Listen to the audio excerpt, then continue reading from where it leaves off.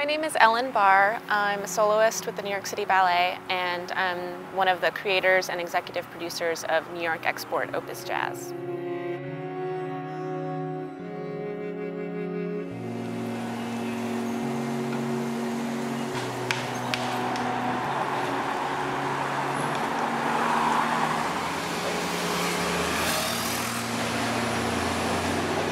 My ballet career started when I was 8 years old. I started dancing because my mom was a dancer in Russia, and she immediately took me to the School of American Ballet because she thought it was, the best school in the country, and we lived close enough that they could drive me back and forth. And so I started at SAB from day one. I went through every single level. I performed all the children's ballets with the company, and that's kind of when I fell in love with New York City Ballet, and that's how I got to know the Balanchine and Robbins rep.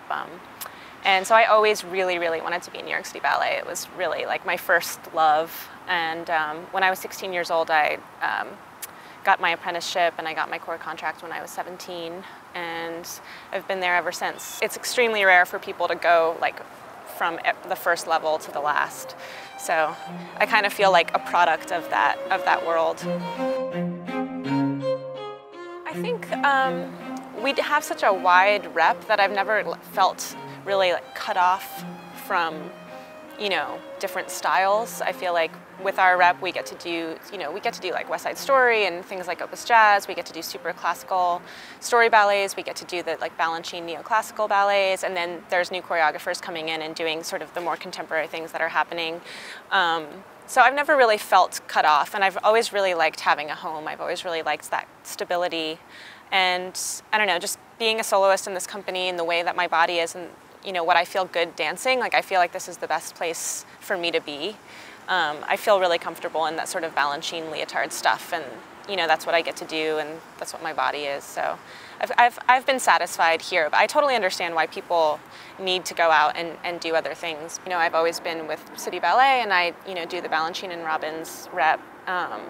But yeah, I think I have tried to sort of diversify in other ways, not by going and working with other companies or going and living somewhere else, but by, first of all, this film project was sort of a really big step outside of what I'm used to doing.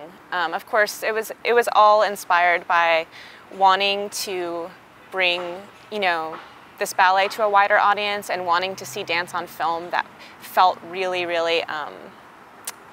that just felt really right. And I mean, we were just talking about this Kanye West video, but I think all dancers get frustrated when they see dance film that they think is not up to par or doesn't represent what dance really is. And while dance films can't replace live performance, but they can go to so many places where we can't perform live, and I think we just wanted to make dance film that was really inspiring, that made you want to go see live dance, and obviously we're inspired by West Side Story, and Jerome Robbins was so specific about how dance was filmed. I mean, he directed those dance sequences himself, and I think we wanted to make something like that took place in a present day New York that felt like the New York we live in.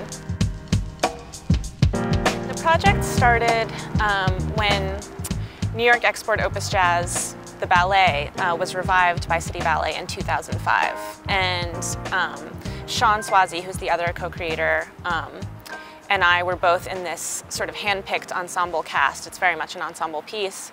And we'd been in the company for a while, and we'd gotten quite comfortable, and we'd done a lot of the Robbins rep and a lot of the Balanchine rep as core members. And this ballet just appeared on the schedule that we'd never heard of. And we were really surprised because we just thought we knew all of the Robbins rep, especially me. I'd been, dancing with the company since I was 8 years old as a child. I'd been going to see the company my whole life. I thought I knew everything, and then suddenly this ballet appeared, and we were like, where did this come from? And it was, this great abstract jazzy ballet, and the experience of learning it was really fun. We had a good 2 months to learn it. It was staged on us by someone who had danced it with Ballet USA, and it was really great to have 2 months to sort of luxuriate in something, because we have such a big rep and everything moves so fast. To get to rehearse something for a month and a half or 2 months is just amazing. You really get to feel it and get to know it really well. And we were always in our own clothes, and the way that the ballet master would describe the feelings we were supposed to be having, you know, he would say it's about, you're young in New York, you're kind of exploding with energy, you just want to figure out who you are, you know, and we understood that, of course, you know, we've been living in New York. We understood the feelings that we were supposed to be communicating, and we were always rehearsing in our own clothes, and it felt very contemporary to us, even though it was to a jazz score. There was just something true about the feelings behind it. And then we got on stage and we were in these sort of like 50s sweaters, and I don't know, everything just got very 50s again. And we were like, that's strange how the ballet changed with what we were wearing and what the sort of background was. And it was Sean's idea. One day he just said to me, because we're best friends, and he said to me, like, wouldn't this be cool if it was a film and if it was out in New York? You know, just like West Side Story is, but it was present day, and if people were wearing like normal clothes, like it was real people dancing this, wouldn't that be awesome? And I was like, yeah, you know, and he was just kind of saying it like in an offhand dreamery way, and I was like, yeah, let's do it. You know, I think I was just sort of looking for a project or something.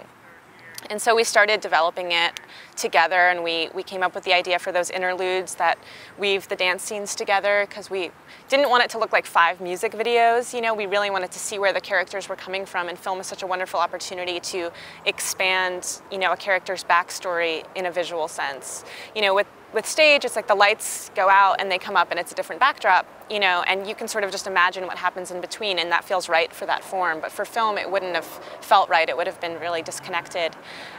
So we really wanted to take advantage of that, but we didn't want to stamp a narrative on the ballet that didn't belong there. You know, a lot of people call it an abstract sort of companion piece to West Side Story, and I think Robbins resisted that. But at the same time, I did a lot of research and like looking through his letters. That he wrote a letter to someone where he said, I really felt like I was working out the things that I didn't use in West Side Story. You know, and it definitely feels that way. Like, it's telling a different story. It's not meant to be too specific. It's not meant to be melodramatic. You know, it doesn't have this really complicated plot. You know, it's just telling a story of who these people are and what they're looking for.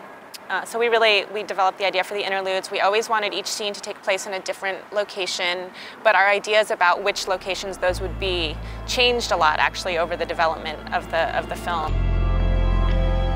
The way we worked with the filmmakers was very, very collaborative. It was, you know, me and Sean and the directors working together all the time. And we only had one camera, and we didn't have a lot of money, and we only had 3 days to shoot each movement. Jerome Robbins was such a perfectionist and always fought for like the best possible, you know, of everything, best possible format, best possible people to work with. You know, it was always considered difficult, you know, for that reason, because everything was, you know, it's expensive and it was high quality, and people, you know, want to cut corners, and he never wanted to cut corners.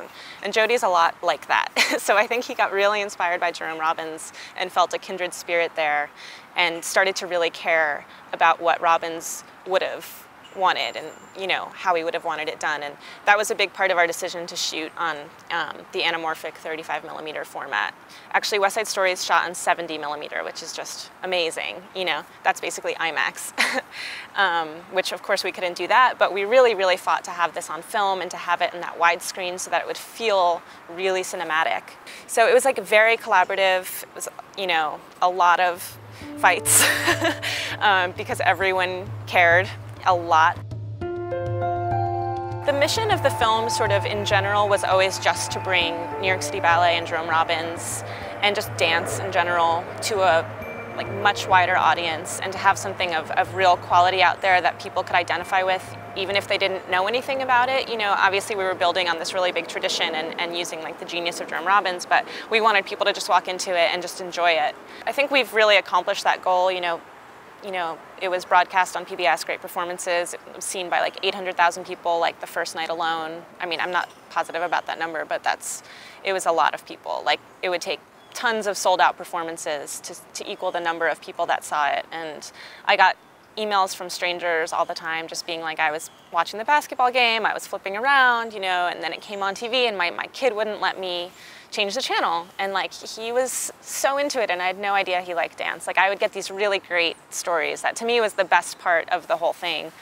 And also, you know, we premiered at South by Southwest, and it's had this whole, it's gone to film festivals everywhere, and it's really been on the radar of sort of independent film and also people who don't think that they really like dance, and it's gotten a really great response from people like that. You know, I'm hoping that people that didn't get to see it in a theater or didn't get to see it on TV will just be interested and buy the DVD and give it to their friends. And so we just hope for it to sort of spread, you know, around the world. I mean, it was at the New Zealand Film Festival, and it toured in like 10 cities, was seen by like 1,000 people in New Zealand. And, you know, New York City Ballet can't get to New Zealand, or, you know, probably won't. And so it's just kind of awesome to know that people are watching these dancers who are, you know, our peers, our really close friends. They're people that we admire and work with every day. It's really cool for people to get to see them, and not just to see them dance, but see them sort of showing their personalities in those interlude scenes is really cool to me too. Because like, I know all these amazing dancers, but I know their personalities too, and it enriches their dancing for me, and I really like that they're sort of captured in this beautiful moment forever.